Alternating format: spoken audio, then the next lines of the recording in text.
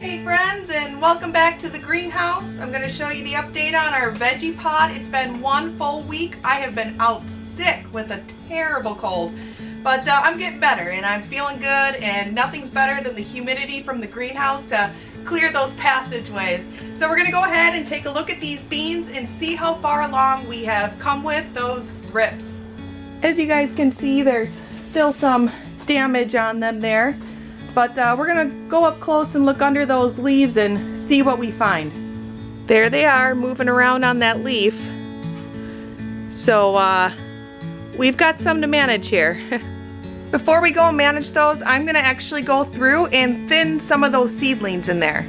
I don't know if you guys remember, but we did seed the beans and everything else really heavy because we used a lot of old seed. It was 3-year-old seed, so we had no idea that it would all germinate this well. So we're going to go ahead and eliminate some of those, and that will also help with our bug problem. With all these growing so compactly, that's what also creates a lot of moisture in there and is perfect breeding grounds for all those bad bugs. So once we separate, they can air out a little bit, and that'll give us a better start right before we start spraying for the second time. All I'm going to do is go through and pull the weakest ones, which are just like the thinnest stems, the ones that are getting overgrown and overpowered by the stronger ones. We're just going to take those ones out. Now in here we've got a big bundle going on in here, so I see this one's bent, so we're going to pull that one. There we go. Right in here is a really big bundle, so we're just going to kind of go through and see what's kind of more weakling. See this one already bent, it's getting taken over. We're going to take that out. These ones in here, take these out. So I went ahead and thinned them out, so now they all have enough room to grow and produce a lot better. And I took the trellises out that were over here. We just had them there so that way they wouldn't fall over the side, because it doesn't get as much sun over here and I was afraid that they wouldn't produce as much. But we really need that side for them to fall over in order to allow everything else to grow. So we're just going to go ahead and leave it without the trellises for now. Alrighty, I've got my Monterey all mixed up. So I'm going to do is just go ahead and spray them. Remember, I use the Monterey for organic gardening. I showed you in the last video how I mix it, how I use it. We're going to go ahead, this is our second time spraying it on here. So you do underneath the leaves and on top of the leaves. And you want it to be dripping then once you're done. And because I got sick, I didn't have time to come out here to do the second spraying, and so that's why they didn't work as well the first time, like it should with the thrips. And then I go ahead and I do the same thing with my peas. So I'm going to go ahead and thin them, and then I'm going to go ahead and spray them, and then go ahead and water them. And these peas here don't look like they need to be thinned out at all, so I'm just going to go ahead and leave them. They look spaced pretty nice, so we're just going to go ahead and give them a little spray.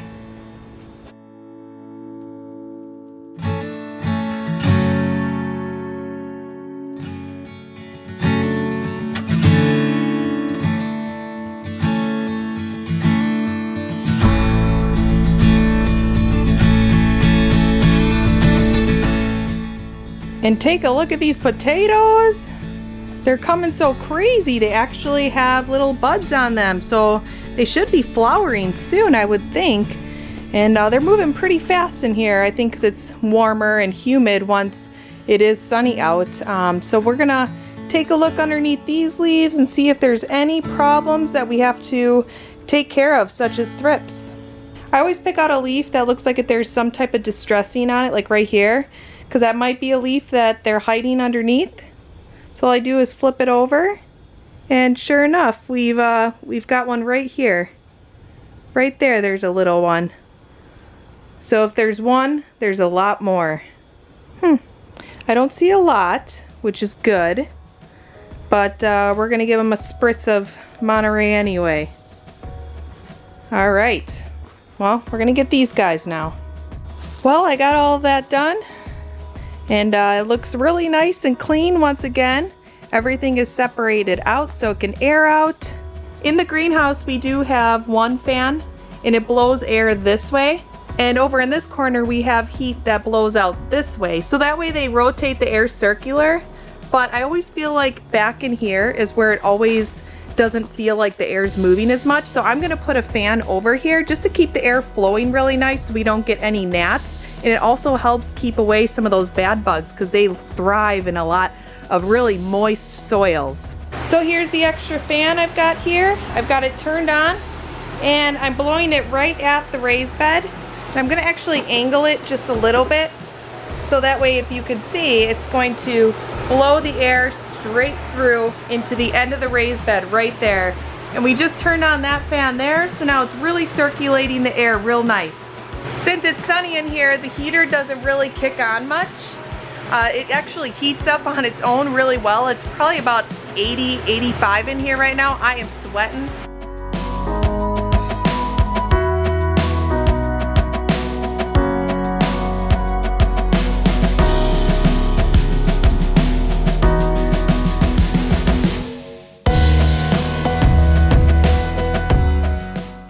Here's an update on the container that Selah and I made together.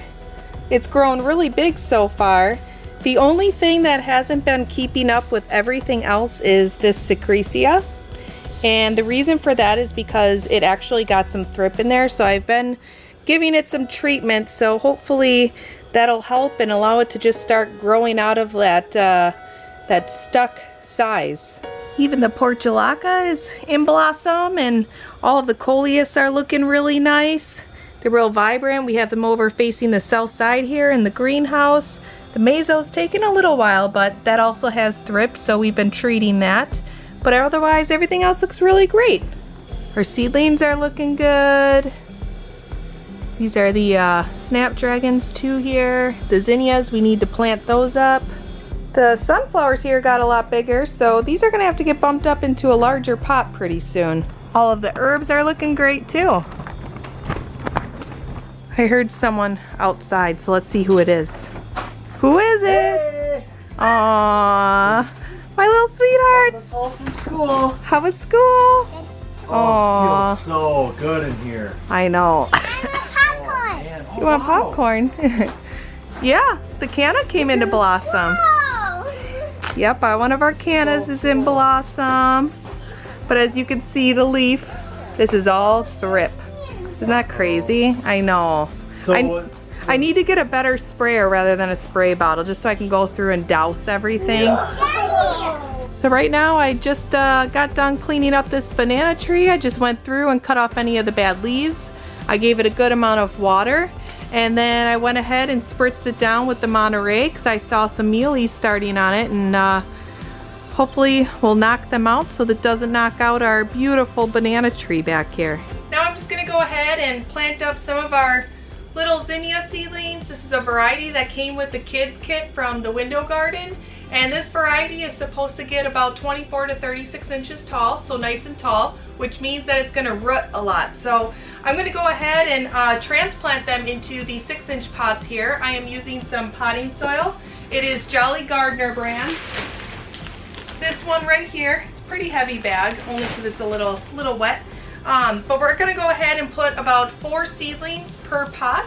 So that way they can grow into a nice little bushy assortment. We're growing these for when we host Easter, so that way we can bring some fresh blossoms into the house for Easter dinner rather than cut flower bouquets. It'll be so cool, like knowing that we grew these and you know, grown with love on a day where you share a holiday together with all kinds of love. It just adds a lot to a holiday. When I used to work in my parents' greenhouse, we used to have to plant about 100 flats, over 100 flats a day. So we would have to plant super fast. So I know a lot of you are used to seeing people make the hole so gently, place the plant in so gently, pat around so gently.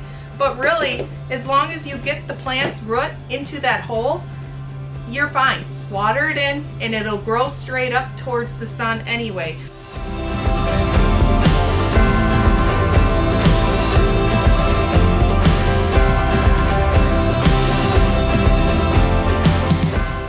When tidying up for the night, I always make sure to take all the old leaves that I took off today outside. Do not keep them inside.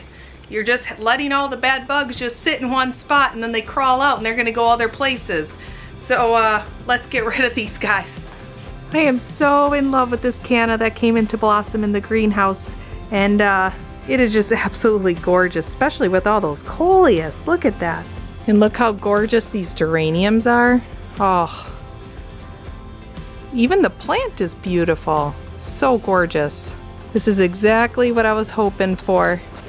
For our beautiful spring flowers. We can bring some of these into the house. Look at this one. This one has a bud about to open. Right here as well. Wow, just gorgeous. All of the cuttings are coming nice. And look at how much this lavender has even filled out after we cut it back. Like, I think that was in December. And it's coming really, really nice. It smells so amazing. Well, I'm gonna call it a day. Thank you so much for watching. If you're not already, please feel free to subscribe and don't forget to hit the bell for notifications. That way you don't miss any new videos. Thank you so much for watching, you guys. Have an awesome day.